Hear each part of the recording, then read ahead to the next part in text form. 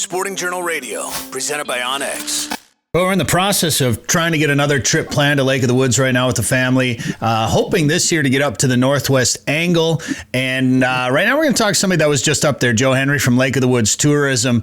I like to say you were doing a little pre-fishing for us to let us know where we should fish later this summer, Joe. But why were you up at the Angle? Well, you know what, we have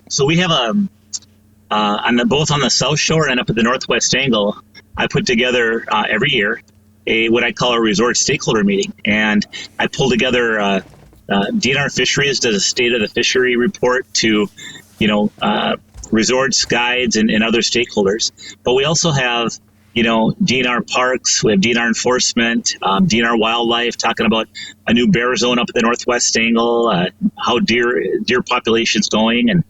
And we have normally the Coast Guard, we have U.S. Customs, U.S. Border Protection, Canada Border Services, Canadian Consulate, with some representatives from, Congresswoman Fishbach's office and Senator Tina Smith's office this time. And oftentimes we get Senator Klobuchar to chime in too, and her people, and really a lot of support. But to have one big powwow where all the stakeholders come together and share information, do a Q&A, it's just very good information for what we try to accomplish up there, and very, very good meeting. I bet it was an interesting one after what's gone on the last couple of years up there. Obviously, things are basically open back up. You need the shot to get across the border, though. Was there anything, any newsworthy things that came out of it, or any insight that you'd like to share with us about what the future might look like? Well, I mean, I'll just, don't really know the future of what it's going to be like going through Canada to go to the Angle. But what I can share is we're very, very privileged to have Ariel DeLuya, who's the Consul General of the Canadian Consulate. Now, the Canadian Consulate is based out of Minneapolis, and they represent Canada to 5 states, including Minnesota. And we're privileged to have him up there. I had a chance to take him fishing for a day. We had a chance to have, dinner and meetings, and he ate fresh walleye, and he caught over 20 walleyes. He got a 27-incher. He hadn't fished since he's been 12 years old. Wow. But, we spent time together, and it was, I really say kudos to him for taking the time to learn more about the Northwest Angle. Certainly the Angle, with all the border relations with Canada, pops up on his radar screen quite often. And, to truly be somewhere, see it, understand it, process it, talk with a lot of locals, find out what the issues are, find out, what he can maybe do something about. That's why he was there. And so that was great. Things like you got to fill out the Arrive Can app when you go up to the Northwest Angle.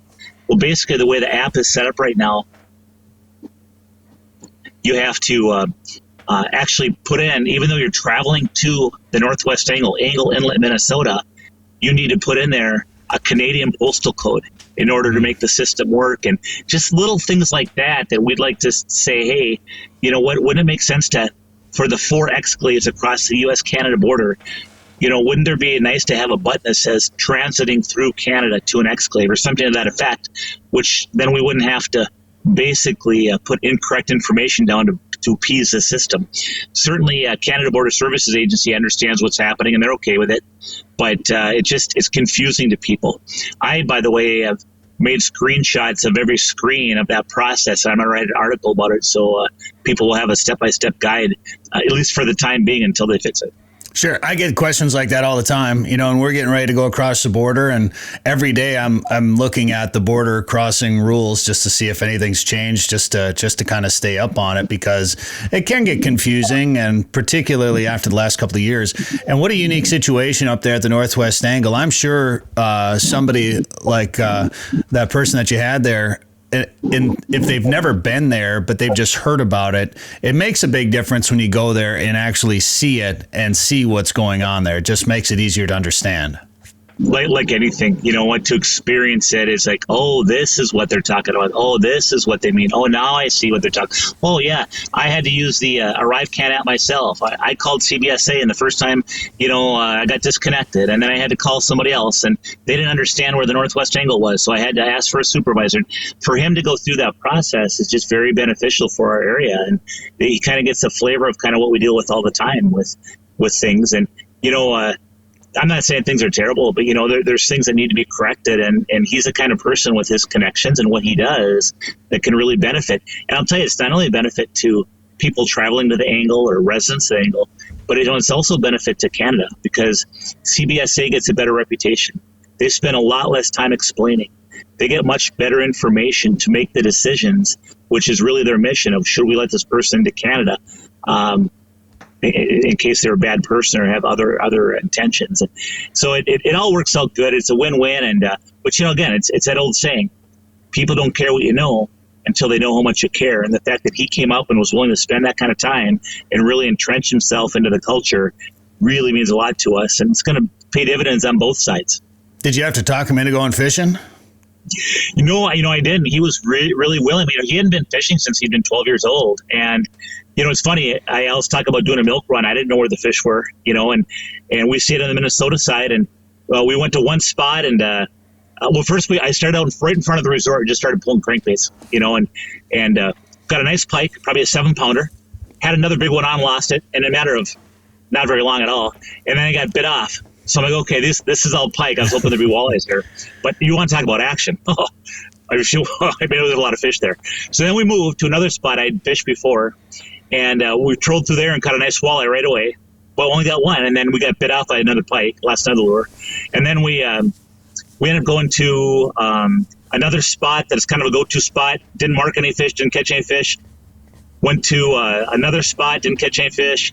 Went to Garden Island. We walked around Garden Island State Recreation Area a little bit, showed them the beaches. And cool. And there's a shelter there, kind of an emergency shelter for boaters and snowmobilers, that if you get in trouble, the door's always open, and there's a wood or a propane stove in there to stay warm. And I just showed them that, and showed them the picnic tables and docks where people have shore lunches. And we saw bear tracks on the island, both large and small, so probably a sow or cub. And then we shot to another spot I kind of knew, and we hit gold. I mean, first pass we got 2, spun around, another pass, caught 2 more. Spun around, caught 2 more. I mean, we were throwing walleyes back, and I think he caught over 20 walleyes. His big fish was, 27 inches. It was a big fish.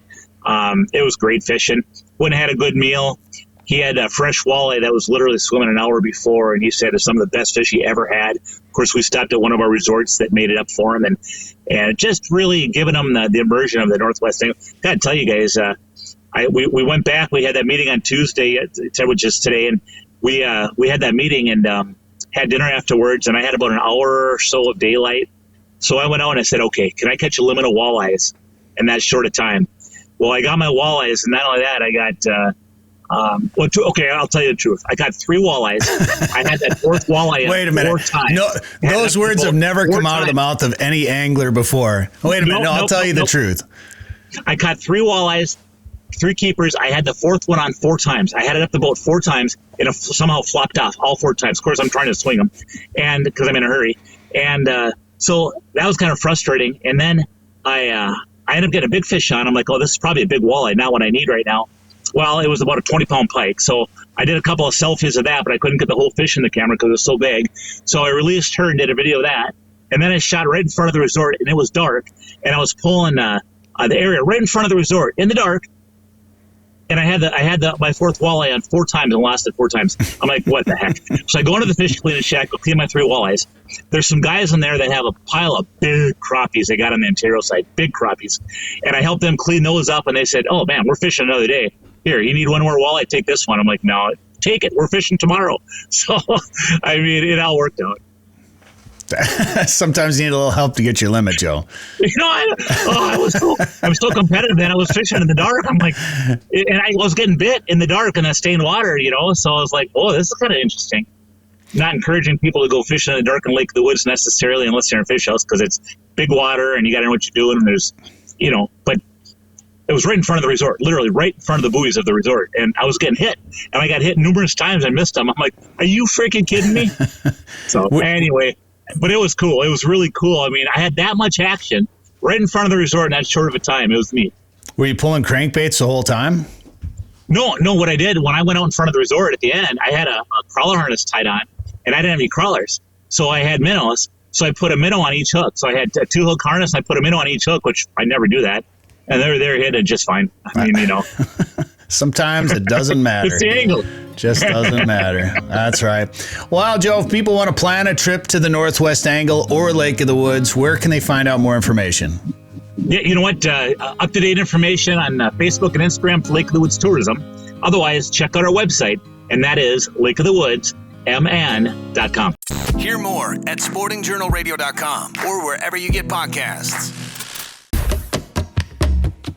Northern Minnesota's Walleye Factory is a year-round world-class fishing destination. The perfect getaway this summer is just a short drive to Lake of the Woods. Fish Big Traverse Bay, the Rainy River, or visit the unique Northwest Angle. To catch big fish, you have to go where the big fish are. Plan your trip to Lake of the Woods at lakeofthewoodsmn.com. That's lakeofthewoodsmn.com.